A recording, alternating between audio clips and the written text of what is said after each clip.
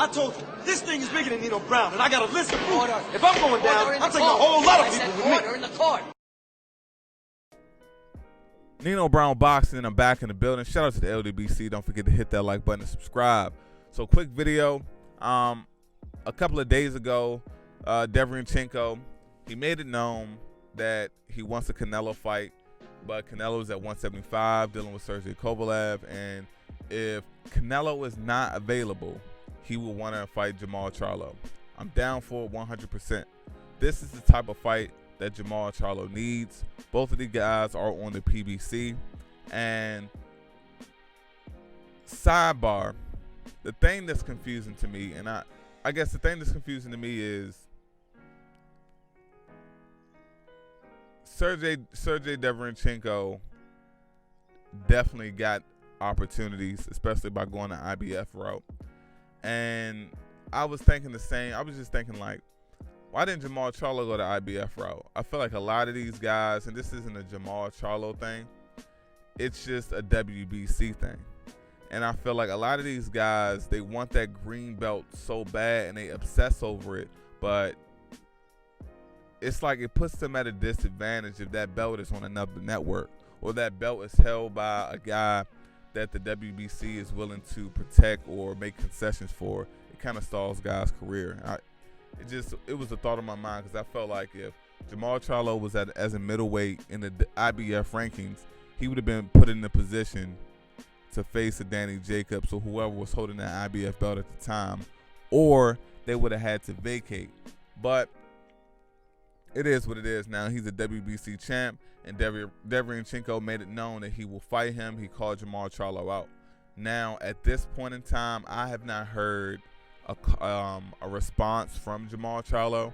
I will definitely look into it further today to see if Jermall Charlo has said anything regarding Derevyanchenko, said that he wants that fight.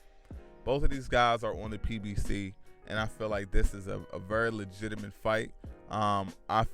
Based off of the performance from Derevyanchenko in this fight with Triple G, I feel like Derevyanchenko won that fight. I feel like Derevyanchenko should be the 160-pound IBF champion today, but he's not. And it is what it is. With that being said, Jermall Charlo, he's going to fight Dennis Hogan this year. I feel like early 2020, Jermall Charlo, Derevyanchenko should definitely be a fight that's lined up. It will be a perfect opportunity for Jermall Charlo to make a statement at middleweight. All the critics can be silenced, and we can just go from there. My whole thing when it comes to Jermall Charlo is very simple. I understand the politics. Canelo ducked you. That's why you had a belt. Triple G's ducking you. Danny Jacobs was on the PBC. He went over to the zone. He lost to Triple G. He lost to Canelo. He went up to 168. He's ducking you. But guess what? Demetrius Andrade, it's a whole back and forth thing. He'll fight anybody. You'll fight anybody, but no one's making any moves. That's the reality. That's what's going on now. Fuck the past. That's what's going on right now. So, with that being said, the Derevyanchenko fight is in front of you.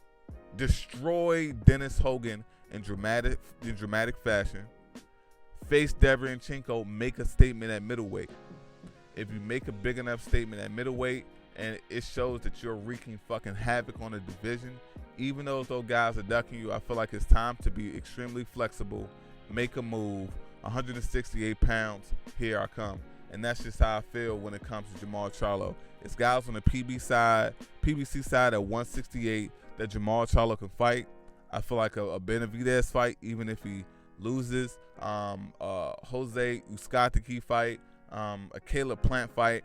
It's plenty of fights, plenty of guys at 168 that definitely can be a future fight for Jermall Charlo.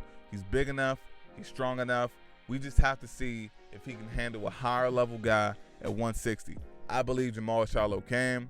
The reason I'm so hard on Charlo is for me it's all tough love. I know the Charlos are good. I know Jermall Charlo is a fucking animal. He's a freak of nature. He's a big guy. But he's in his prime. He's a young guy. He's either about to be 30 or he's all, whatever the case is. I think he's like a year younger than me. So he's probably about to turn 30, 2020 or whatever the case. Jermall Charlo is in his fucking prime. And fighting the Dennis Hogans of the middleweight division is not maximizing your prime. People are talking about saying Jermall Charlo can fight anyone. Can he fight anyone? Yes. Does that do anything for his legacy? Fuck no, because 15, 20 years from now, when Jermall Charlo wants to talk about his legendary status, only thing we can say is these guys ducked Jermall, but the resume his resume is what's going to go down in history, and ultimately that matters the most because his resume is going to determine his boxing legacy, and his resume is going to determine the money that's put in his pockets. Us as boxing fans always talk about how we want these fighters to make money, how we want them to be able to take care of their family. Well, guess what? Jermall Charlo needs to maximize his income. He needs to maximize the how big his fights are, and shit. As a fan, he needs to maximize my entertainment by fighting Derevyanchenko and then taking on the top guys on the PBC side at 168. Plain and simple. It's Nino Brown Boxing. Shout out to the LDBC, and I'm out.